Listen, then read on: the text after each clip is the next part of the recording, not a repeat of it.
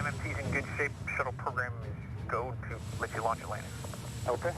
Today, America's last space shuttle makes its final flight.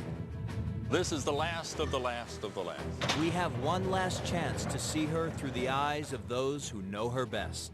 It's not going to be easy for everybody just to walk out of here. 6, 5, 4. It's an exclusive inside look at the end of an era. We have main engine start. A time for reflection. It's in the human spirit to explore, and the shuttle's allowed us to do that.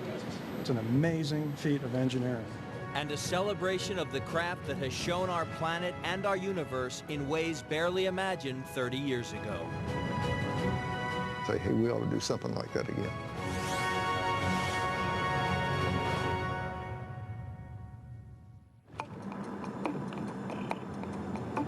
Final inspection team and closeout crew have entered the pad. Today, a remarkable era of exploration comes to an end. After Atlantis takes to the air, there will be no more space shuttles. Someday, mankind may build a better craft for bringing humans and cargo back and forth to space, but that's a concern for another time. Today, NASA's job is to keep Atlantis and her crew safe in the final hours before the last launch.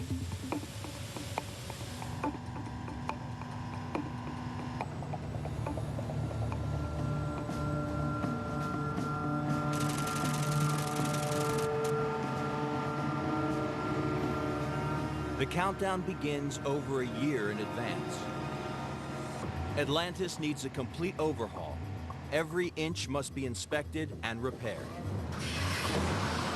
2,000 technicians check over 2 million parts and systems. They know what's at stake. One small flaw not spotted by the engineers will mean one giant catastrophe for the astronauts who will ride millions of pounds of explosive fuel into space. Ferguson, Hurley, Magnus, and Walheim will be the last crew to fly the shuttle. Zero and lift off.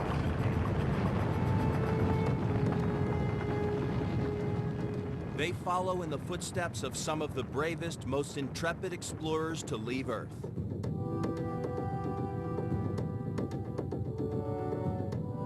We really did do some fantastic things with the vehicle.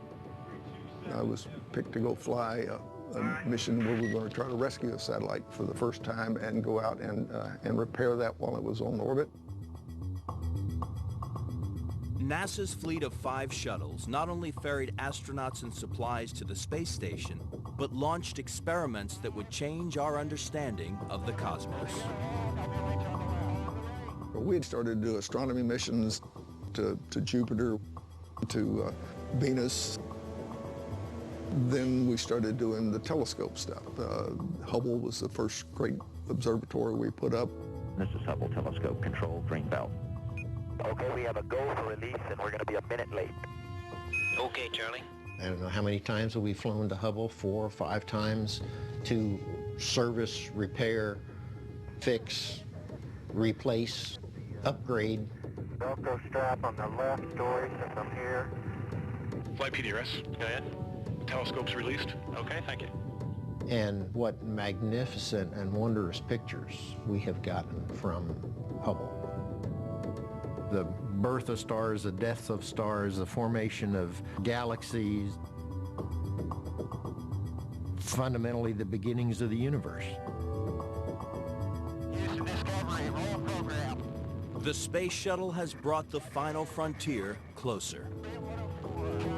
We were doing what the vehicle was designed to do. One badge goes there. Jerry Sheehan joined the shuttle team as a junior engineer in 1973. We're going into OPF Bay 1, Space Shuttle Atlantis. Now he's responsible for ensuring Atlantis is fit to fly. That's the front end of a space shuttle orbiter. It's about the size of a 737 airplane. It's a big airplane. It's very difficult to see because there's so many access platforms that we have around it so that we can inspect everything, assure everything's ready for flight. The space shuttle vehicle is three major parts. The backbone, the core of the shuttle, is the external tank. The two solid rocket boosters, the white boosters on either side of the tank, and then the orbiter attached to the top. The space shuttle's magic is the magnitude of it. It's like taking a 737, tipping it on its side, strapping 500,000 gallons of rocket fuel to it, and launching it into space. Chris Ferguson will be the last shuttle commander. He and his crew are all veteran astronauts. Well, welcome to the flight deck. It's set up a lot like a commercial airliner, although it's anything but a regular airplane. Of course, I don't know the last time somebody flew a Delta Wing glider that weighs 230,000 pounds, but it does fly like a regular airplane. And of course, we have a control stick. We really don't fly it manually for very long, maybe for just a couple minutes.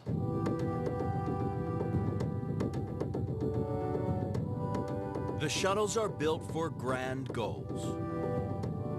To create a permanent human presence in space. To take a first step on the road to other planets. But like any exploration of the unknown, it's dangerous. 2 out of 5 space shuttles have been lost in action, most recently in 2003. STS-107, the mission that we lost Columbia on, started out all right until a large chunk of foam came off the external tank and smacked into the leading edge of the left-hand wing. And the program decided that it really wasn't necessary to utilize spy cameras to see if we could see anything on the leading edge. So we continued the mission. I was standing out at the shuttle landing facility waiting for it to come home, and we have a clock out there, and the clock ticks down to 0 when the orbiter should be landing. And I'll never forget that clock ticked down to 0, but Columbia wasn't there. And so Columbia was somewhere between orbit and the Kennedy Space Center, and we didn't know where. And I received a call from one of my daughters who works in Houston training astronauts how to fly the space shuttle. And she says, "Daddy, we've lost contact." That was tough. It really was. There's heavy grief in our hearts, which will diminish with time, but it will never go away, and we will never forget. Hail Rick, Willie, KC, Mike, Laurel, Dave, and Alan. Hail Columbia. The entire shuttle program is put on hold until the loss of the Columbia is fully investigated.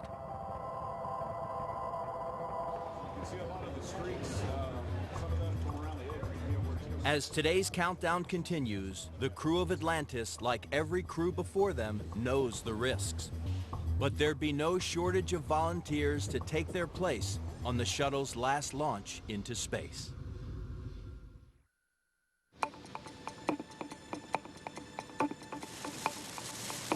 With the launch still months away, Atlantis' engineering team is installing one of many cameras. Right now you've got about ½ an inch. All right, stop. These will help the crew to check the orbiter for any damage before it returns from space. The Columbia tragedy is at the forefront of everyone's minds. Back in 2003, just hours after the loss of Columbia, NASA launches an investigation. I assembled my team that would go out there that night to set up a recovery. That was a surreal day. An orbiter weighs about 230,000 pounds. We got back 83,000 pounds. The rest of it is just gone. It either completely vaporized during re-entry or is at the bottom of a lake. So we got back about 1/3 of Columbia, laid it out in the shape of the orbiter, We are now in front of our physical 3D reconstruction of the left-hand leading edge of Columbia's wing. The failure first occurred at the bottom of number 8, which is right here. We did test firing pieces of foam at the orbiter wing, and I frankly was shocked. 1, 0.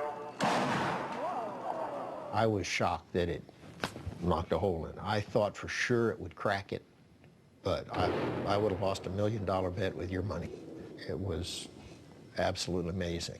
There was no doubt at what happened at that point, no doubt at all.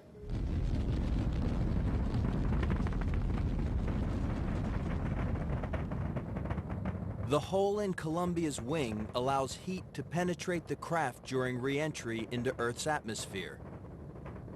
It rips the vehicle apart. The space shuttle may be the most incredible flying machine ever built, but the suspicion that it is fatally flawed takes hold. We believe that another vehicle, either a complement or a replacement, is a very, very high priority. Since Columbia, there have been 19 successful missions, and now the countdown is on for the final launch of the very last shuttle. For the 4-person crew, it's the last chance to practice what they've trained to be, astronauts. This is the mid-deck of the shuttle. So this is sort of our house. We sleep down here, we eat down here, we store things down here. Well, you can see here we have all the comforts of home, so to speak. Privacy curtain, places to put your towels. You do all your hygiene here. Remember, in space we don't take showers, we just kind of do sponge baths, wipe off, and I'll leave the rest to your imagination. While the astronauts prepare for their part of the mission, thousands of other specialists are at work around the country.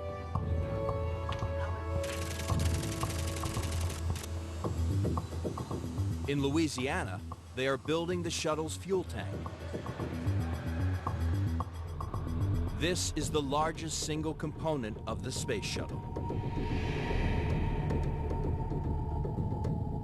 Fuel tank inspector Kirk Drum has worked here for 16 years. This will be the last tank to go into space. People just think it's a big orange tank. When I first came here, I thought of it as a giant thermos bottle. But it's a lot more than that. This is actually, they hate to say it, but it's a giant bomb. The front part is the liquid oxygen tank. This part right here is the hydrogen tank, liquid hydrogen, and the two are combined inside the shuttle to create the explosion, which then lifts the thing into space. During launch, 700 tons of liquid fuel will catch fire, emptying this tank in less than 8.5 minutes. Right now we're weighing it. We're doing the last readings. So this is the last of the last of the last, because as of the end of this month, the system shuts down. We don't have any more to do. We all go across the street, we get laid off, and that's it. I know that a lot of time and effort was put into putting this together. And of course, you know, I'm going to be able to sleep in late now, but I'm going to miss it, you know, because it's been a big part of my life.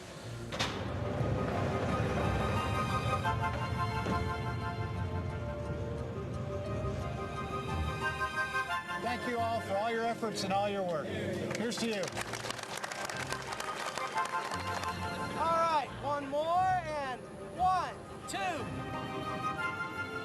For its journey to Cape Canaveral, they load the fuel tank into a specially protected barge. The slightest scrape now could jeopardize the launch. The man in charge is Joe Chaput, who started working for NASA in 1985. You know, this is the end for a lot of people. A lot of hard work. A lot of people are teary eyes. It's the end of their career. It's hard. Joe's delivered over 40 of these behemoths. As you can see, it's a pretty tight fit. The barge was specifically constructed to just protect the single external tank. These guys put it right between the yellow lines. Everything is good, and then they'll secure it in place. So no matter how the barge works, the transporter will be intrinsic with the hull. Let's put it right here. After that's secured, we'll verify everything, and then we'll go ahead and sign for responsibility of the tank. Since I had to stand them because I wanted to be here. Thank you very much. All right, Appreciate thank you. it. Good luck with everything. Very much. Thank you very much. Great. Thank you.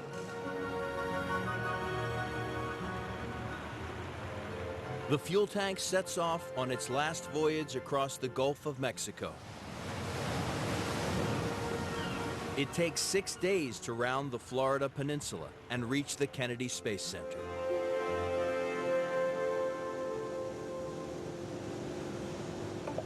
The fuel tank will supply fuel to 3 engines inside the orbiter. These are the last engines to be installed for the last flight.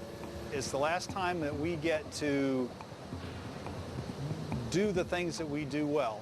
Everything else after this is just going to be like putting your tools away. Mike Cosgrove has been with the shuttle engines team for 25 years. He knows every detail of this sophisticated system. The shuttle engine is the most complex component on the entire shuttle system, has the highest number of at-risk components.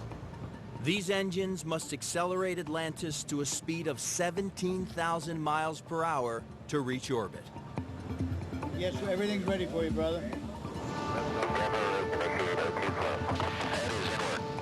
We'll do it, get a quick comp check. When the propellants combine and are ignited in the main combustion chamber and then are flowing out the nozzle, the gas is continuously expanding. The shape of the nozzle controls that expansion and funnels it in one direction. Well, that's what creates our thrust, around 500,000 pounds of thrust. This engine has to work right. We have to install it correctly. The success of the mission and ultimately the lives of the astronauts are at risk here if it's not done correctly.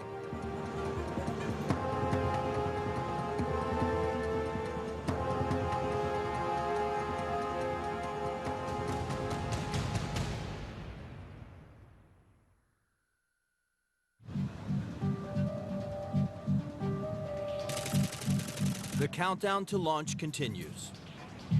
Workers are now inspecting over 24,000 tiles that will protect Space Shuttle Atlantis from the tremendous heat of friction when she re-enters the Earth's atmosphere. Every shuttle mission is risky, but this one comes with the added pressure of being the final one. The tiles have caused trouble since the very beginning, when pilot Bob Crippen flew the first space shuttle mission in 1981. We knew there was risk, but we thought we were prepared to be able to handle it. John said it gets kind of lonely. When you get inside of 6 seconds prior to liftoff, that's when the main engines are lit off. So the engines are up and running, and I'm checking them on my instruments. So that part's good. And we do that 6 seconds to make sure that the engines are up and running properly, and the vehicle does swing because of the thrust from the engines, and when it comes back vertical is when it's time to ignite the solids. And then bang, you get this big kick in the pants.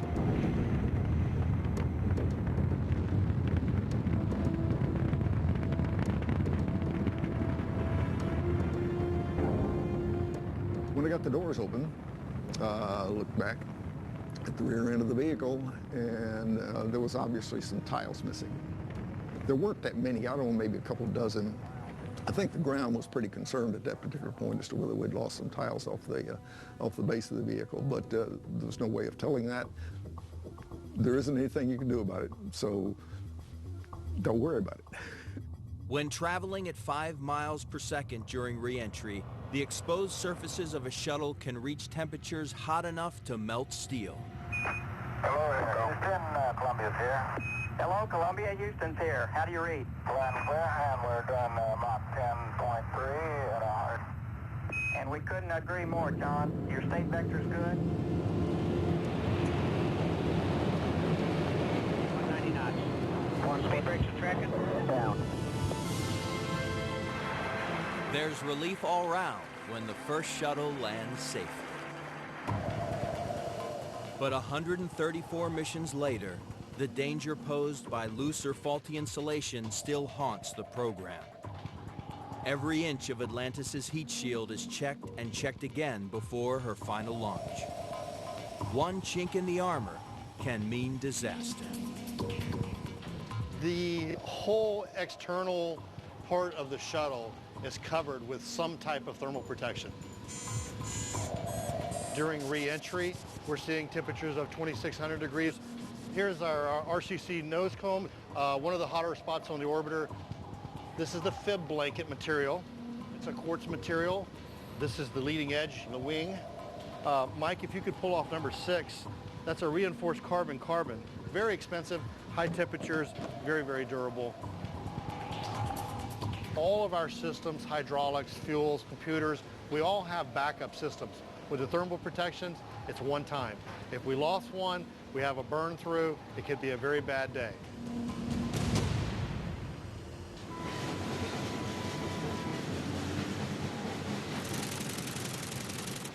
With launch day now just 3 months away, they are ready to assemble Atlantis' solid rocket boosters. Like giant fireworks, these rockets are packed with an explosive propellant that ignites at launch to thrust the shuttle off the pad. The rockets are built in Utah and transported in sections to Kennedy's Vehicle Assembly Building, known by insiders as the VAB. All right, we got a group, the crane crew. That's what we call them. They actually are the muscle of the VAB. They lift the big boosters into this high bay. Rodney Wilson has been a solid rocket booster technician for 23 years. He knows each section must be handled with extreme caution.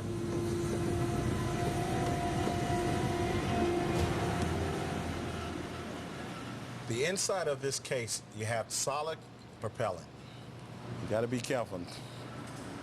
Once you light the igniters, they send a big spark through the center of the hole, and once you light, there's no way of turning it off. It's on. And right here is where you see our hold down post. This is one of the corners where it actually sit and rests. That's what holds this whole entire stack up all the way up. The weight of the external tank, the shuttle, and its booster itself. It's a strong boat.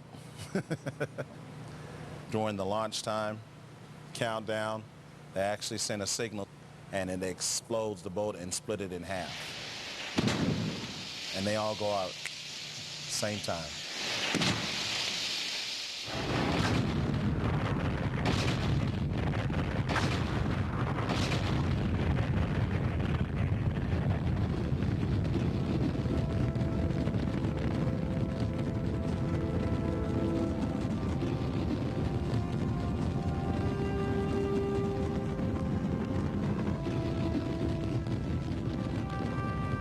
The solid rocket boosters help lift the 4.5 million pound shuttle off the pad. 2 minutes later, the rockets are jettisoned. If it's a clear day, you'll see the orbiter and the external tank continue, and then you'll see both SRBs separate, tumble, and then fall right into the ocean. During each launch, Joe Chappett's team waits 140 miles offshore to retrieve the boosters for reuse. The biggest reason for us there at that point is to make sure that there are no vessels in the immediate area of the splashdown point. But when you explain to any passing vessel that there's an 80-ton rocket with explosives coming down in their immediate vicinity, generally they get their attention and they'll change course and be very amiable about it. See them? Right next to each other right here. Right there. Straight up. And as both SRBs re-enter, there's a double sonic boom. The first time you hear it, it's pretty impressive. You're not going to sleep through it. Got it. All right. When the rockets land, they're vertical. And they trap air in them. It's similar if you take, in your bathtub, you take a glass jug that's empty and you turn it upside down and put it in the water, you trap air in it. That's how the boosters float.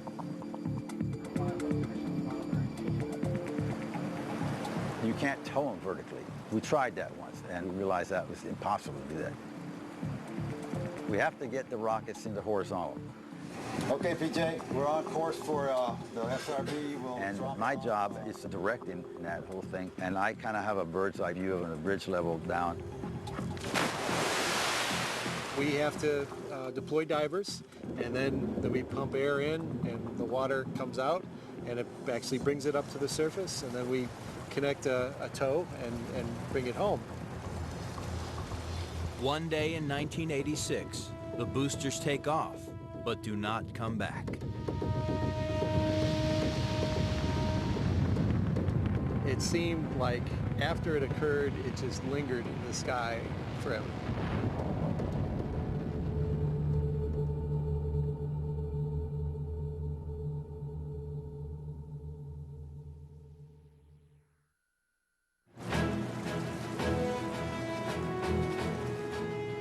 While the countdown continues at Cape Canaveral, the Marine Operations Team delivers 2 rocket boosters recovered from the Atlantic.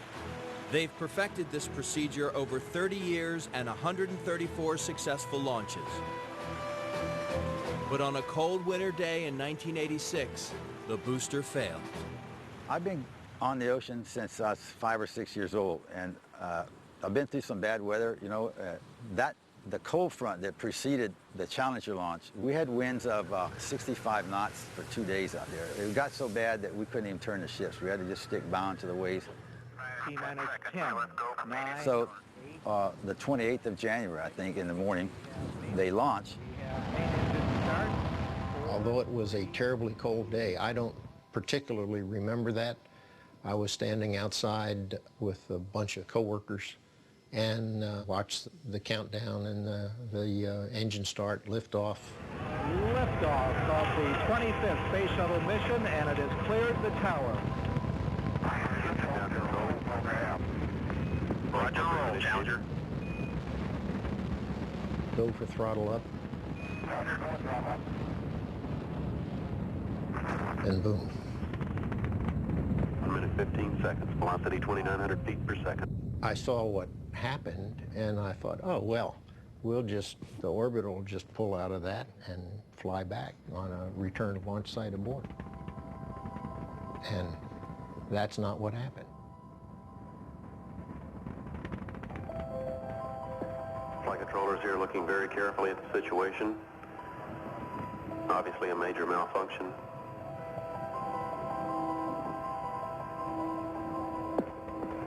We have no downlink.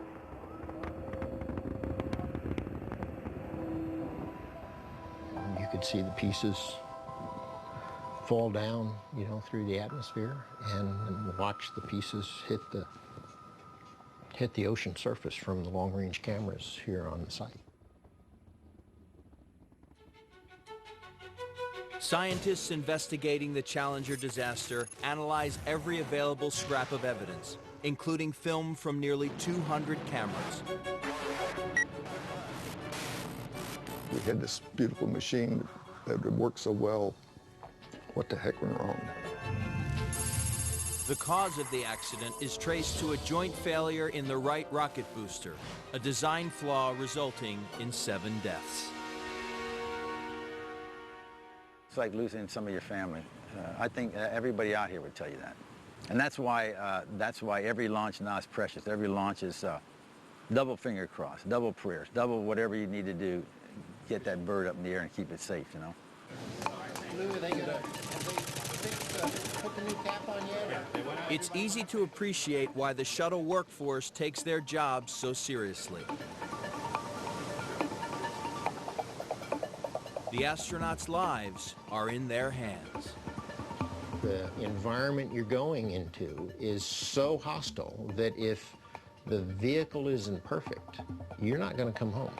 The charts, checklists, and spreadsheets are as vital as the bolts and insulation.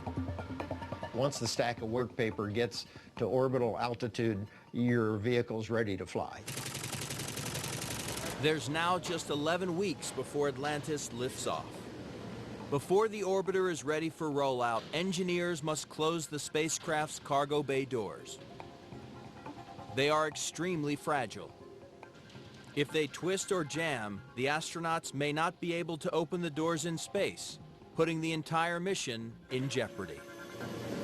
The doors are real life. The doors weren't designed to be opened in our regular gravity.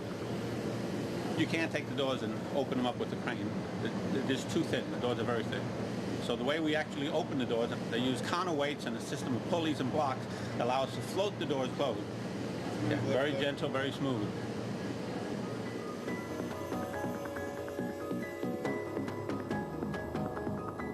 Atlantis's cargo bay is the size of a bus.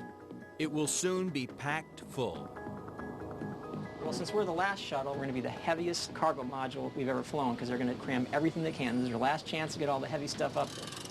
This will be the shuttle's last delivery to the space station. On board will be 25,000 pounds of food, water, and spare parts. That's how it's going to go in. It will be years before anything big or heavy can be carried there again. It was the shuttle that carried most of the International Space Station's 14 modules into orbit. This is the largest man-made object in the sky. It's permanently manned by crews drawn from all over the world. For launch director Mike Lineback, this is the shuttle's greatest achievement. Space station it's the max. I mean, it's terrific. I mean, I remember when it was first proposed, the volume of the thing and the weight. A lot of people doubted we could pull it off, and to see it work on orbit it's almost surreal. The thing that comes to mind always is Star Trek to me. You look at the crews and the languages and the cultures and the food that they eat, and it is truly an international space station. It's wonderful to see. Now the French are flying to the station with their vehicle. The Japanese are flying to the station with their vehicle. Of course, the Russians are flying to the station with their vehicle. And we're going to do it one more time.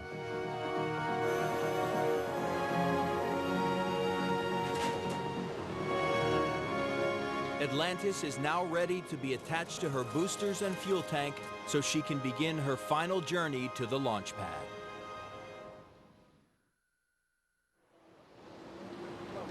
After a year of work, Atlantis is leaving the orbiter processing facility for the final stage of assembling the space shuttle. It's an emotional moment for everyone. It's Atlantis. It's my vehicle.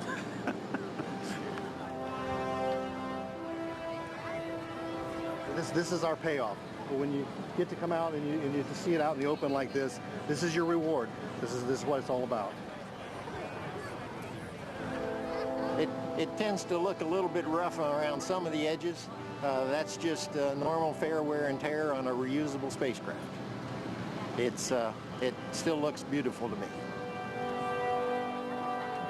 This one just seemed to be so significant. We didn't miss this, you know, and have an opportunity to, rub elbows and shake hands with some of the folks who've been working on this vehicle for their entire lives. I mean, we owe it to them. Hold on 1 second. Let me just smile real quick here. Thank you, guys. You getting used to it? Sort of. Just smile. I'd rather do a 4-hour ascent simulation than smile for 2 hours. It's easier.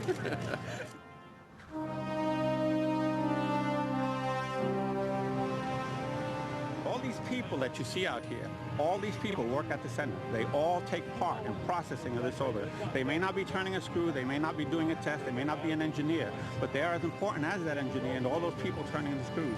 They process the paper that gets us there, that allows us to launch, that meets all the requirements. And that's what they're here for. They're here to see the last one that we're going to do. And that's important to everybody.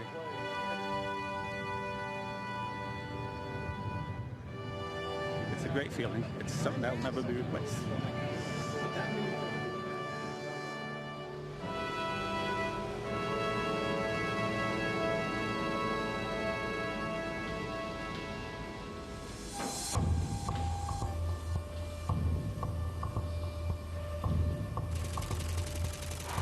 This is the moment when the orbiter will be attached to its fuel tanks and boosters, turning it into the most powerful space rocket on Earth. In her final salute, Atlantis rises 100 feet into the air. It's a dramatic sight they'll never forget.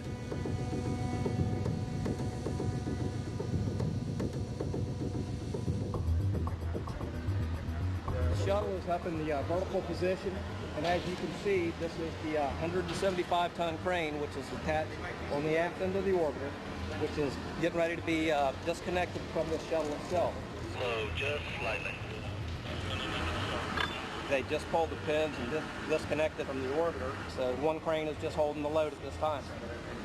The man on the floor, he's got his hands on the tail fin of the shuttle just to stabilize it. It's amazing. It doesn't take much to make the shuttle move around. Let's go ahead and start moving to the north. You can increase just slightly, Charlie. Number 3, moving north. Roger. So up she goes. The billion-dollar spacecraft hangs from a single crane. Like a toy spaceship, they gently nudge her into position. The orbiter is lowered down through about 12 different levels of platforms with a tolerance of about anywhere from 4 to 6 inches of clearance. So there's little nerves every once in a while. It's a few dollars hanging on to those.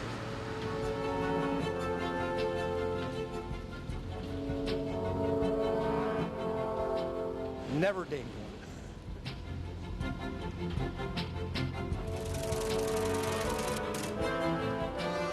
Balancing on its gigantic mobile launch platform, the shuttle is ready to roll. This is the last time a space shuttle will make the 3-mile trip to the launch pad. I was here for the very first shuttle rollout and every one since. It's so much like watching your kid go off to college. They're on their own, finally, and they're on their way to meet their destiny. And you hope you've done everything that you needed to do, but there's always that little bit of doubt in your mind. That's exactly the way I felt when I saw the kids drive down the street for the last time.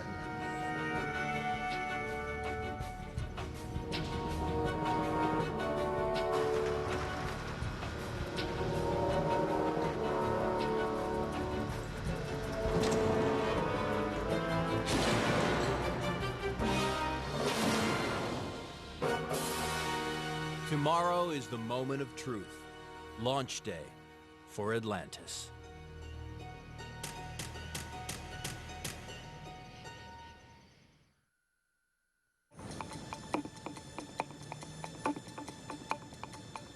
America's shuttle program is ready for its final flight. For Commander Chris Ferguson and his crew, the training is over. This is it. In just 4 hours, they will blast into space on board Atlantis. When the clock hits 0, all the responsibility comes down to one man, Launch Director Mike Lineback. Mike's team meticulously monitors each system as it comes online. My job is to meet all of our launch commit criteria, and that's 22,000 parameters that have to be right to launch the shuttle.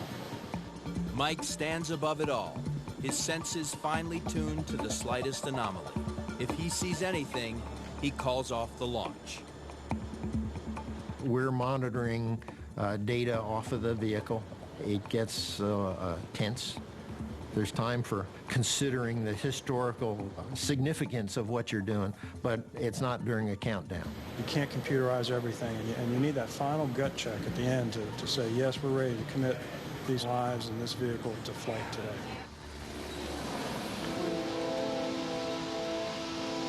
Those whose lives have been shaped by the space shuttle come to pay homage, to see Atlantis take to the sky one last time. Get a chance to see the astronauts. Last group. I'm proud of those folks, though. I really am. I can only imagine what the astronauts are going through after waiting for so long. It must be awesome to be sitting on there. With God's help, it just get on up.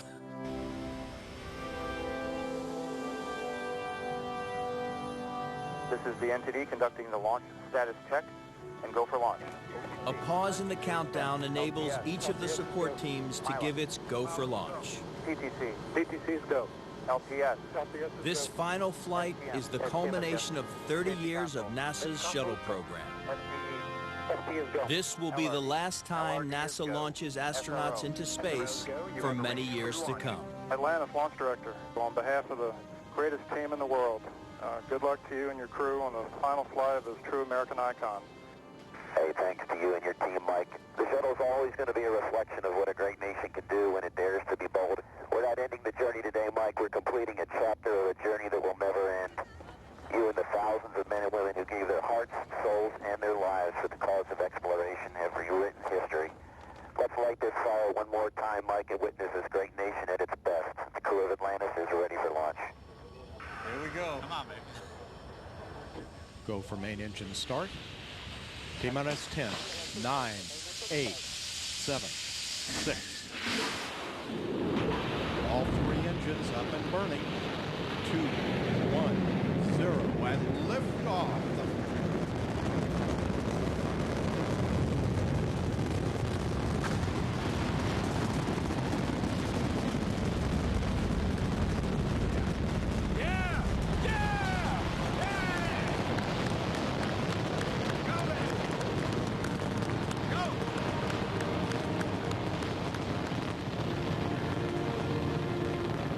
It's been incredible to be part of this program, and to see the last one kind of hits you deep inside.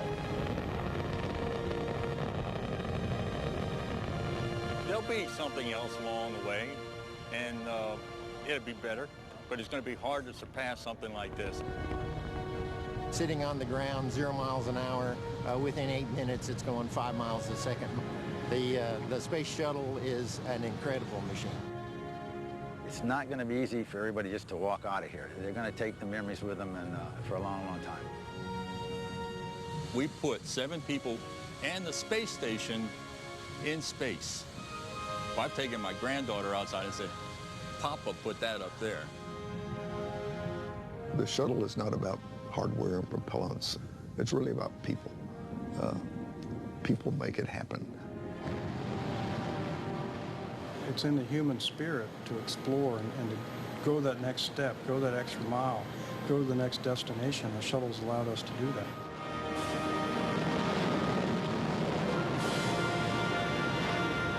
We will continue to test our ingenuity, pushing the boundaries of space travel. But the shuttle program will always have its rightful place in history.